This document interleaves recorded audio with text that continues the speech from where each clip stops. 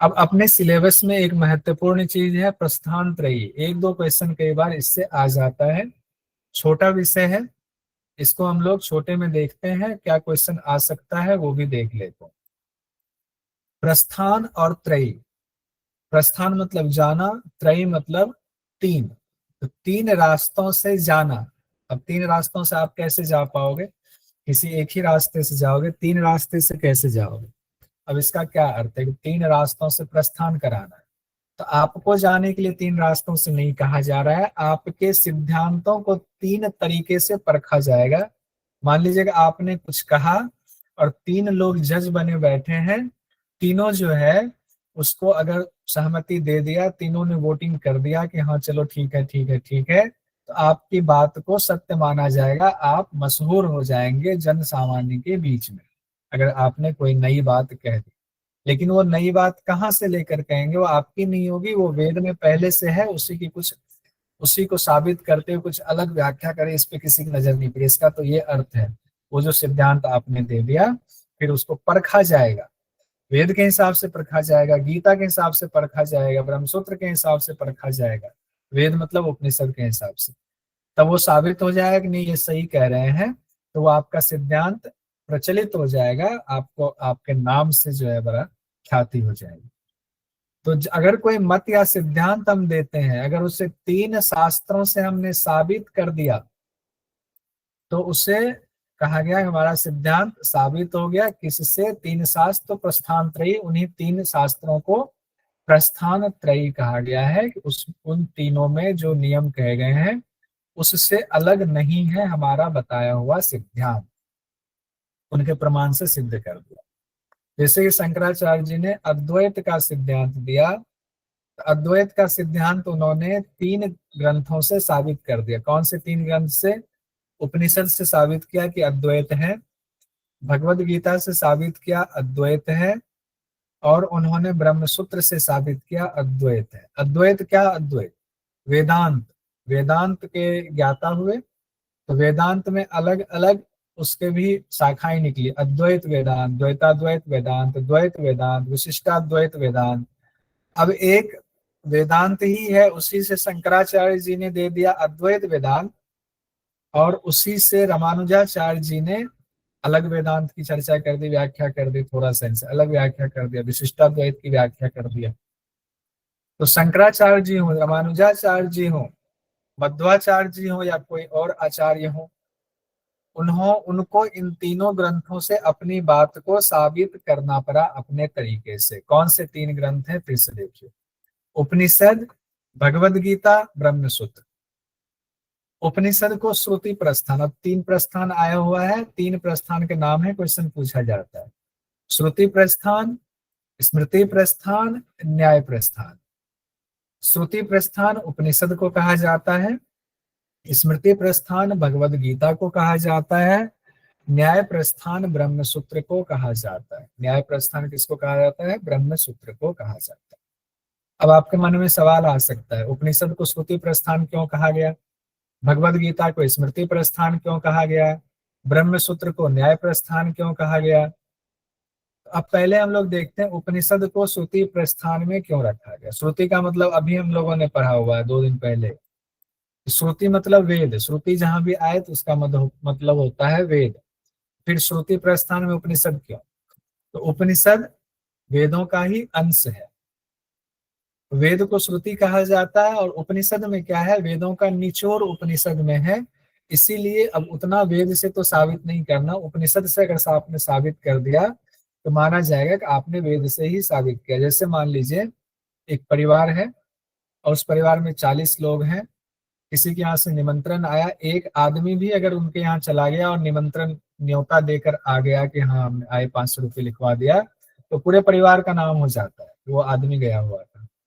ठीक है, तो वैसे ही उपनिषद पढ़ लिया, उसमें उपनिषद महत्वपूर्ण है, ब्रह्म विद्या की चर्चा है।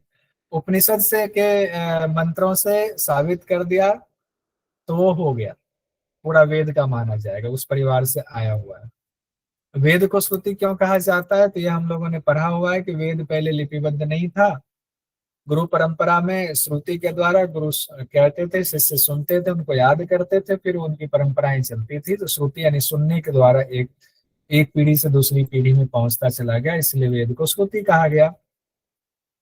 वेद ही श्रुति है तो फिर उपनिषद श्रुति प्रस्थान में क्यों है, अब ये फिर से चर्चा। वेद बहुत विस्तृत है, उसमें हजारों मंत्र हैं, जबकि उपनिषद वेदों का सार है, और उपनिषद में महत्वपूर्ण मंत्र ही हैं, सारे मंत्र नहीं है, इसीलिए श्रुति प्रस्थान में उपनिषदों को रखा गया। अब भगवद गीता पर आते हैं, जिनको स्मृति प्रस्थान कहा जाता है। भगवद गीता स्मृति प्रस्थान क्यों है, तो महाभारत के भीष्म पर्व से लिया गया है एक तो ये, और महाभारत को स्मृति कहा जाता है। महाभारत को स्मृति कहा जाता है इसीलिए चूंकि भगवद गीता महाभारत से लिया गया है, तो भगवद गीता को भी स्मृति कहा जाता है। और ब्रह्म सूत्र जो बादरायण जी ने लिखा हुआ, उसमें भी उन्होंने भगवद गीता को स्मृति कहा है। तो एक आगम प्रमाण भी हो गया हमारा कि भगवद गीता स्मृति है। शंकराचार्य जी ने भी भगवद गीता को स्मृति कहा है, तो भगवद गीता स्मृति है, स्मृति प्रस्थान हो गया। अब तीसरे प्रस्थान में पहुंचते हैं, तीसरा है ब्रह्म सूत्र। ब्रह्म सूत्र को न्याय प्रस्थान क्यों कहा गया है, आखिर ऐसी क्या बात है कि इसको न्याय प्रस्थान कहा गया है। तो ब्रह्म सूत्र क्या है, थोड़ा सा ये भी देखेंगे। प्रमाणों के आधार पर जब हम किसी निर्णय पर पहुंचते हैं तो उसको कहते हैं न्याय। और जितने उपनिषद पहले थे, उन उपनिषदों में भी मंत्रों को लेकर के थोड़ी संशय की स्थिति थी। सारे मंत्र की स्थिति स्पष्ट नहीं हो पा रही थी, लगता था कहीं संशय तो नहीं है, एक दूसरे मंत्र में कहीं कोई गड़बड़ी तो नहीं है, या किसी मंत्र का अर्थ अच्छे से समझ में नहीं आ रहा है।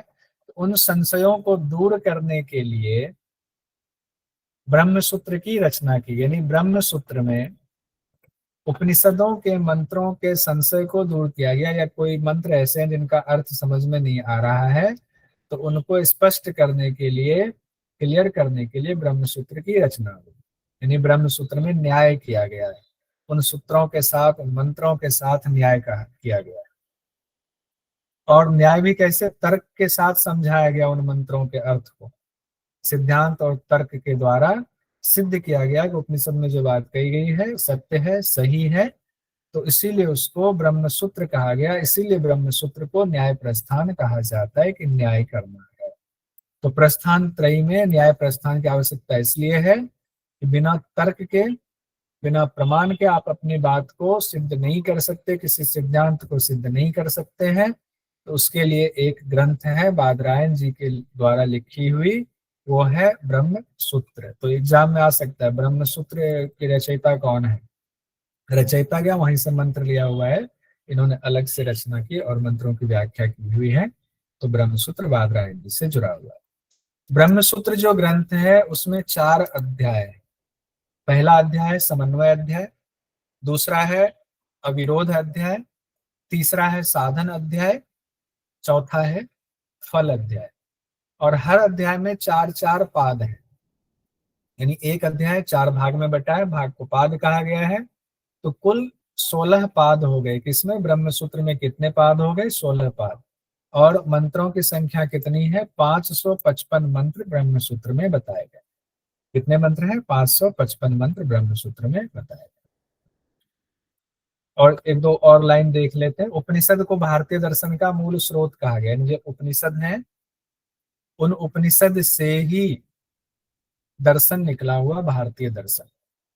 इसीलिए वेदांत की प्रस्थान त्रयी में उपनिषद मूल प्रस्थान कहा जाता है। उपनिषद का यहाँ एक और चीज आ गया, 3 प्रस्थान तो हम लोगों ने देख लिया।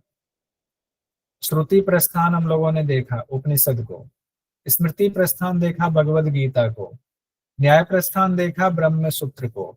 अब इसमें मूल प्रस्थान शब्द एक आ जाए, आप कहोगे ये कहाँ से आ गया, तो एक और नामकरण किया गया, उपनिषद को मूल प्रस्थान कहा गया। और गीता को के लिए व्याख्याकारों ने कहा हुआ है, उपनिषद रूपी गायों का अमृत रूपी दूध है कौन, गीता। जितने उपनिषद हैं वो गाय हैं, और उन गाय के जो अमृत रूपी दूध है उसको दुहने के बाद गीता निकला है, जिससे गोपाल कृष्ण ने अर्जुन रूपी बछड़ा को पान कराया। ऐसा व्याख्याकारों का मत है। ये चीज कही जाती, बड़ा पढ़ने वालों में बड़ा इस चीज को रुचि के साथ बताया जाता है। प्रस्थान त्रयी में स्मृति किसे कहा गया, एक बार बस मैसेज में बता दीजिए, स्मृति कौन सा हुआ? भगवत गीता। भगवत गीता। भगवत गीता सर, गीता। अब हम लोग इसको छोड़ते हैं, क्वेश्चन हम लोग करेंगे बाद में। अभी हम लोग देख लेते हैं पुरुषार्थ चतुष्टय को। आज पुरुषार्थ चतुष्टय भी कंप्लीट हो जाएगा। है तो बहुत बड़ा, लेकिन हम छोटे में देखेंगे, एग्जाम की दृष्टि जितना महत्वपूर्ण है उतना ही देखेंगे। पुरुषार्थ चतुष्टय में 3 तो हम लोग जो है उसमें रमे रहते हैं, चौथे से थोड़ा दूर रहते हैं, उसको भी देखेंगे। पुरुषार्थ चतुष्टय की चर्चा हाल फिलहाल में हम लोगों ने योग वासिष्ठ में पढ़ा हुआ है, तो हम क्यों ना योग वासिष्ठ में जो पढ़ा है उसी से शुरुआत करते हैं। योग वासिष्ठ में क्या कहा गया है पुरुषार्थ चतुष्टय को, फिर हम ऊपर पुरुषार्थ चतुष्टय के बारे में आएंगे। योग वासिष्ठ में आप लोगों ने देखा, हमने देखा, सबने देखा, रामचंद्र जी को वैराग्य होता है तो वो सारा काम काज छोड़ देते हैं और हर चीज से उनको वैराग्य हो जाता है। फिर विश्वामित्र जी आते हैं, फिर विश्वामित्र जी के द्वारा उनको बुलाया जाता है सभा में, राजमहल में। फिर वहां पर सारे ऋषि बैठे हुए हैं, देवता लोग भी आ जाते हैं, और वहां पर शुरुआती बातचीत होती है। और बाद में विश्वामित्र जी कहते हैं वशिष्ठ जी से कि आप रामचंद्र जी को ज्ञान दीजिए, क्योंकि बिना गुरु के ज्ञान के इनका ज्ञान पक्का नहीं होगा। रामचंद्र जी बहुत अच्छी अवस्था में है, अभी इनको पूरी तरह वैराग्य हो गया है, लेकिन ये पुरुषार्थ कर पाए, जीवन जी पाए, जिस कुल में पैदा हुए हैं वहां पर अनासक्त होकर के कार्य कर पाए, तो उसके लिए पुरुषार्थ जरूरी है। तो वशिष्ठ मुनि कहते हैं कि हे रामचंद्र जी, पुरुषार्थ 4 हैं, धर्म अर्थ काम मोक्ष। धर्म अर्थ काम मोक्ष। हम लोग धर्म अर्थ और काम में ही फंस जाते हैं, ऐसे सर्किल बन जाता है। उस सर्किल को जब तोड़ के निकलेंगे तो मोक्ष में पहुंचेंगे, नहीं तो इसी सर्किल में घूमते रहेंगे। हम लोग धर्म करते हैं किसके लिए, तो अर्थ कमाए, अर्थ कमाते हैं, खूब भोग विलास करते हैं, फिर कामना जागती, फिर कामना करते हैं, फिर वो धर्म शुरू हो जाता है। तो सर्किल है, उस सर्किल से नहीं, बेचारा मोक्ष जो है उस सर्किल से बाहर खराब इंतजार कर रहा है, जो आएगा उसको हम पकड़ के मोक्ष दिलाएंगे। तो ये 3 में उलझे रहता है। तो रामचंद्र जी से वशिष्ठ मुनि कहते हैं पुरुषार्थ भी, धर्म अर्थ काम मोक्ष भी 2 तरीके का होता है। एक होता है शास्त्र के मुताबिक पुरुषार्थ, एक होता है शास्त्र के विरुद्ध पुरुषार्थ। तो एक का नाम कहा गया शास्त्र अनुमोदित पुरुषार्थ, दूसरे को कहा गया शास्त्र विरुद्ध पुरुषार्थ। यानी जो हम लोग पुण्य कर्म करते हैं, विहित कर्म करते हैं, अच्छे कर्म करते हैं, जिसको कि शास्त्रों में कहा गया है करने के लिए, उसको कहा गया है शास्त्र अनुमोदित पुरुषार्थ।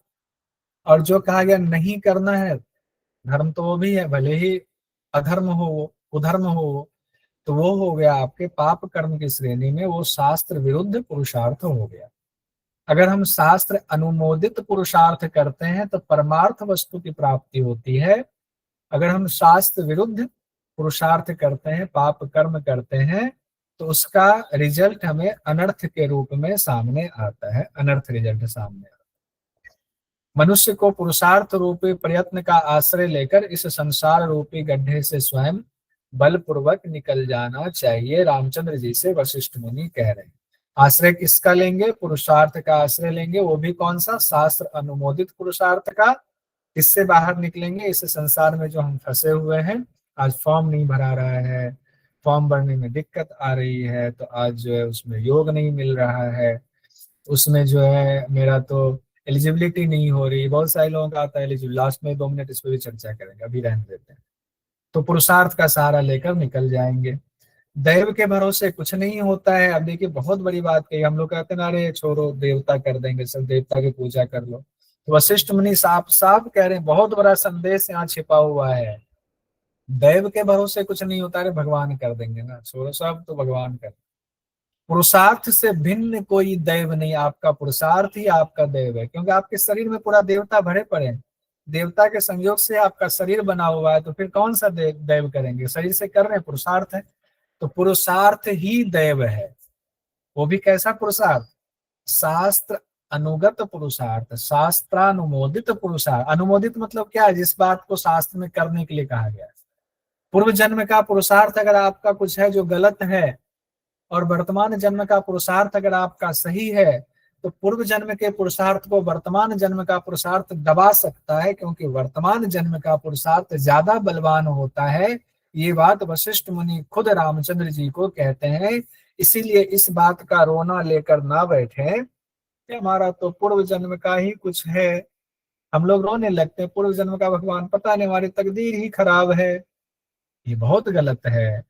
तो वर्तमान जन्म का पुरुषार्थ एकदम आज से मजबूत हो जाइए, नहीं हमारा कुछ नहीं, पता नहीं हमारी तकदीर ही खराब है, ये कहना छोड़ दीजिए। अगर तकदीर खराब भी है, पुराना कुछ है ऐसा, तो हम आज के पुरुषार्थ से उस खराब तकदीर को बदल सकते हैं, पासा पलट सकते हैं। इसीलिए वशिष्ठ जी रामचंद्र जी से कहते हैं, अधिकारी मनुष्य को पुरुषार्थ का सहारा लेकर के संसार सागर से अपना उद्धार करना चाहिए। तो आज से रोएंगे तो नहीं, कोई नहीं रोएंगे ना, तो चिंता मत कीजिए। चाहे रोग बीमारी हो जाए, एक्सीडेंट हो जाए, पास नहीं हुए, फेल हो गए, चाहे कुछ पुरुषार्थ करके फिर हम आगे बढ़ते चले जाएंगे। अब हम लोग इसको थोड़ा सा और ग्रंथों के संदर्भ से पुरुषार्थ को देखने की कोशिश करते हैं। धर्म, अर्थ और काम, मोक्ष को अलग अलग देखने की कोशिश करते हैं। धर्म के बारे में क्या कहा गया? अर्थ भी बहुत जरूरी है, बिना अर्थ के तो काम ही नहीं होता। बिना अर्थ के तो आप लोग इस क्लास में, लाइव क्लास में नहीं होते। अर्थ दिए हैं तो लाइव क्लास में आए हुए हैं। ठीक है, अच्छा आइए। तो जीवन के उद्देश्यों, लक्ष्यों को प्राप्त करने के लिए जो साधन अपनाया जाता है, जो प्रयास किया जाता है, वो पुरुषार्थ है। पुरुषार्थ्यर्थे इति पुरुषार्थ है, अर्थात मनुष्य के जीवन का अर्थ ही पुरुषार्थ है। मनुस्मृति में भी 4 पुरुषार्थ की चर्चा है। योग वासिष्ठ में देखा, मनुस्मृति में भी है, धर्म, अर्थ, काम, मोक्ष, और वहां पर इसको कहा गया है पुरुषार्थ चतुष्टय। चूंकि 4 है तो पुरुषार्थ चतुष्टय कहा गया है। विद्वानों ने धर्म, अर्थ, काम को कहा गया कि उद्देश्य है, और मोक्ष आपका लक्ष्य है। उद्देश्य क्या है? धर्म, अर्थ, काम, और लक्ष्य क्या है? मोक्ष की प्राप्ति। धर्म के बारे में देखिए क्या कहा गया। धर्म शब्द संस्कृत के ध्री धातु से बना है। ध्री शब्द का अर्थ होता है धारण करना या रखना, संरक्षित करना अपने अंदर अच्छी बातों को। योग वेद में जो बातें कही गई हैं, विहित कर्म उसको। तो ध्री धातु में जब मन प्रत्यय लगता है तो धर्म बनता है। ध्री और मन धर्म हो गया, अर्थात अच्छे कर्तव्यों को धारण करना। और विद्वानों ने इसे धरती लोकान भी कहा है, यानी लोकों का धारण करना। लोक मतलब क्या है? जो व्यवहारिक चीजें हैं उसका धारण करना, अच्छे कर्तव्यों का धारण करना। जब उन कर्तव्यों को धारण करते हैं, उसका पालन करते हैं, तो यही कर्तव्य में सभी खतरों से बचाता भी है। अब धर्म के लक्षण क्या है? धर्म को धारण करना, तो धर्म के लक्षण मनुस्मृति में 10 लक्षण बताए गए हैं। धृति, क्षमा, दम, अस्तेय, शौच, इंद्रिय निग्रह, धी, विद्या, सत्य और अक्रोध। मनुस्मृति में धर्म के 10 लक्षण बताए गए। धृति, क्षमा, दम, धृति, क्षमा, दम, अस्तेय, शौच, इंद्रिय निग्रह, धी, विद्या, सत्य और अक्रोध, ये 10 लक्षण बताए गए हैं। कनाद ऋषि हुए जिन्होंने वैशेषिक सूत्र दिया, उन्होंने वैशेषिक दर्शन में लिखा हुआ है, यतो अभ्युदयनि श्रेयस सिद्धि सधर्म। जिसके अभ्युदय से यानी लौकिक उन्नति से, और निःश्रेय यानी आध्यात्मिक पारलौकिक उन्नति का बोध होता है, जिससे, जिस विद्या से, जिस तरीके से, वही धर्म है। नहीं, जिससे लौकिक उन्नति भी होती है, आध्यात्मिक ज्ञान भी होता है, आध्यात्मिक उन्नति भी होती है, वही धर्म है। तो धर्म से आपका समाज में भी नाम होगा, पैसा भी कमाएंगे, लेकिन उचित तरीके से, और आप भगवान के तरफ भी आपकी आस्था बनी रहेगी, वही धर्म है। यानी धर्म से लौकिक आध्यात्मिक दोनों जीवन सुधरता है। अब दूसरा है अर्थ। अर्थ बहुत जरूरी है, अर्थ के बिना तो नेट का फॉर्म भी नहीं भर सकते हैं। तो धर्म के बाद जीवन में अर्थ की बारी आती है, यानी आर्थिक भौतिक पहलू। भौतिक चीजें, जैसे कि हमें, आपको जरूरत है एक शर्ट भी खरीदना है, एक बनियान खरीदना है, तो उसके लिए पैसे चाहिए। दुकान में यूं ही नहीं देगा, बड़ी धार्मिक आदमी है, हमें एक बनियान दे दो फ्री में, नहीं देने वाला है। आचार्य वात्स्यायन जी कहते हैं विद्या भूमि हिरण्य पशु धान्य भांडोपस्कर मित्रादि नाम अर्जन मर्ति तस्य विवर्धनम अर्थ। अर्थात अर्थ में, अब देखिए अर्थ का मतलब क्या क्या क्या चीजें होती है, बड़ी इंपॉर्टेंट है। विद्या आपके पास है, ज्ञान है, वो आपकी संपत्ति है, पूंजी है। अर्थ के बिना सब सोना है। भूमि आपके पास है, वो भी आपकी पूंजी है। आपके पास सोना है, सोना के लिए तो बहुत कहा जाता है, सोना महिलाएं या घर में कहा जाता है कि विकट स्थिति में सोना काम आएगा, बहुत बड़ा अर्थ है वो। पशुधन को पहले बहुत अर्थ माना जाता था, अभी भी शहर में दिल्ली में हम लोग पशुधन नहीं रखते, लेकिन गांव के लोगों के लिए पशुधन अभी भी धन है, अर्थ है। और पुराने जमाने में तो जिनके पास जितने पशुधन वो सबसे बड़ा अमीर माना जाता था। गृहस्थ का भंडार अन्न से भरा हुआ हो, वो भी धन है, अर्थ है। आपके पास जितने अच्छे अच्छे मित्र हो, मित्र होंगे, वो भी धन है। खराब मित्र नहीं जो आपको बुरी संगति में फंसा दे, बोले चलो मित्र आज मैं खाना चलते, वो मित्र संपत्ति नहीं है, वो तो संपत्ति बर्बाद करने वाला है। वो मित्र जो योग के रास्ते पर चलता हो, धर्म के रास्ते पर चलता हो, वो मित्र आपकी संपत्ति है। तो ये सारी चीजें अगर आपके पास हैं, इनके साथ ही जो कुछ भी और आप उचित तरीके से अर्जन करते हैं, उसको रखते भी हैं, उसको बढ़ाते भी हैं, वही अर्थ है कि इन्होंने कहा, आचार्य वात्स्यायन ने कहा। अब चाणक्य जी ने भी अर्थ के बारे में व्याख्या दिए हुए हैं। मनुष्यानाम वृत्ति अर्थ, मनुष्य के भौतिक जीवन के निर्वाह से संबंधित जो भी विचार एवं क्रियाएं हैं वो अर्थ कहलाता है। मनुष्य के भौतिक जीवन के निर्वाह से, हमारे भौतिक जीवन के निर्वाह में जरूरत है ना, कि घर चाहिए, रूम रेंट देना है, कि खाने के लिए दूध चाहिए या रोटी सब्जी लाना है, तो ये सब चीजें कैसे होंगी? भौतिक जीवन के निर्वाह से संबंधित जो भी क्रियाएं हो रही हैं वो अर्थ कहलाता है। वो तो अर्थ से ही उसकी पूर्ति होगी, जो कामना है वो अर्थ से ही उसकी पूर्ति होगी।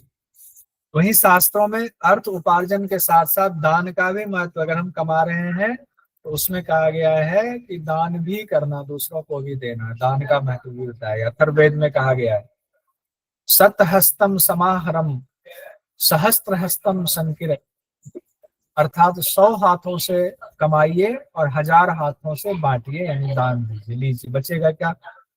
मजाक कर रहे हैं, ऐसा नहीं है। 100 हाथों से कमाइए, 1000 हाथों से दान दीजिए, आता रहेगा आपके पास। इस तरह अर्थ को दूसरा पुरुषार्थ कहा गया है, धर्म अर्थ। तीसरा पुरुषार्थ है काम। काम में कहा गया पुरुषार्थ, तो चूंकि देखिए इसमें इसलिए कहा गया ना 100 हाथों से कमाइए 1000 से बांटिए, अगर ये लिखा होता ना 1000 से कमाइए 100 से बांटिए, तो सबको पता है मनुष्य ऐसे ही लोभी है, वो चीजों को पकड़ के रखता है, दांतों से वो छोड़ता नहीं है। तो कहेंगे 100 से बोला हुआ है ना, तो 1000 से कमाना, 100 से बांटना, तो दान ही करना छोड़ देगा। 1 रुपया किसी को देगा साल भर में तो बोलेगा दान कर रहा है। इसीलिए कहा गया है 100 से कमाइए 1000 से बांटिए, ताकि उतना उसमें कटौती काट छाट के भी कुछ परसेंटेज इंसान थोड़ा सा दान कर ही देगा। आइए तीसरे में आते हैं, कामना। काम कहा गया पुरुषार्थ चतुष्टय में तीसरा पुरुषार्थ है काम। सामान्य रूप से जीवन के में सुख की कामना है, सुख हमें चाहिए, हर चीज में कामना, डिजायर हमारी होती है, शारीरिक कामनाएं होती है, मानसिक कामनाएं होती हैं। तो काम का अर्थ सिर्फ यौन इच्छा ही नहीं है, काम का अर्थ कामना, सारी कामनाएं हैं। शरीर और इंद्रियों को सुख देने वाली इच्छाओं को पूरा करना ही काम है। और वात्स्यायन जी ने शारीरिक इच्छाओं के लिए कामसूत्र नामक पुस्तक लिखी हुई है, और उसमें उचित बातें ही लिखी हुई है, उसमें गलत बातें नहीं लिखी हुई है। उसमें भी कभी गलत चीजें, गलत कामना की बात नहीं लिखी हुई है, उचित कामना की बात लिखी हुई है, जिसको आजकल कहते हैं ना यौन विद्या, यौन शिक्षा। तो यौन शिक्षा बहुत है उसमें।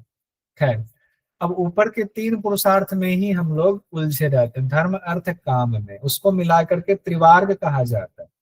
त्रिवार्ग, अगर आज सब त्रिवार्ग में क्या है, तो पुरुषार्थ का चौथा हटा दीजिए, वही त्रिवार्ग, 3 वर्ग बन गया, आपका सर्किल बन गया उसका। उससे बाहर विचारक खड़े हैं मोक्ष। मोक्ष चौथा पुरुषार्थ है। हमारा परम लक्ष्य क्या है? योगी हैं हम लोग, योगी तो नहीं, योग साधक हैं, और सब योग साधकों का परम लक्ष्य क्या होता है? मुक्ति, मोक्ष, कैवल्य, निर्वाण, यही होता है। तो चौथा लक्ष्य, अंतिम लक्ष्य यानी आत्मदर्शन। सांख्य में मोक्ष के बारे में क्या कहा गया? कि दुख है, दुख की निवृत्ति करना है। कैसे होगा? तत्वों का ज्ञान प्राप्त करेंगे तब आत्म अवस्था में अवस्थित हो जाएंगे, वही मोक्ष है।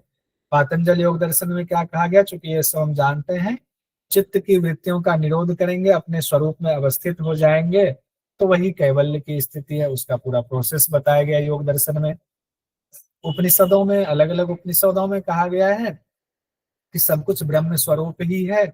उसी विद्या को अपने अंदर बिठा लीजिए मन में कि सब कुछ ब्रह्म ही है, सब ब्रह्म का ही है, मैं भी ब्रह्म हूँ, कुछ भी ऐसा नहीं जो ब्रह्म नहीं है। तो वो ज्ञान अगर साक्षात कर लिया तो वो आप मोक्ष ही हो गया। हठ योग में क्या कहा गया है? सभी चक्रों का ज्ञान, तीनों ग्रंथियों का भेदन कर लीजिए, भगवान शिव में शक्ति को मिला दीजिए, आप जो है शिव के समान ही हो जाए, तब उसी को मोक्ष कहा गया है। यानी शुद्ध चैतन्य अवस्था में अवस्थित होना, सारे दुखों को पार पा जाना। हालांकि मोक्ष क्यों चाहिए? दुखों से निवृत्ति के लिए ही मोक्ष की जरूरत होती है। यानी शुद्ध चैतन्य अवस्था में अवस्थित हो जाना ही मोक्ष है। एक दर्शन है चार्वाक दर्शन। इसमें केवल दो ही पुरुषार्थ बताए गए, अर्थ और काम। धर्म वर्म का आगे कुछ नहीं है, धर्म कुछ नहीं है, और मोक्ष की तो बात ही नहीं है। क्या इसके, ये अलग ही है इनका चार्वाक का, इसको भी पढ़ेंगे। योग वासिष्ठ के अनुसार हम लोगों ने पढ़ ही लिया। हमारा पुरुषार्थ भी आज हो गया, इतना कंप्लीट हो गया। अगली क्लास में हम लोग षड दर्शन की सामान्य अवधारणा देखेंगे, फिर एक एक करके एक एक दर्शन को हम लोग पढ़ेंगे।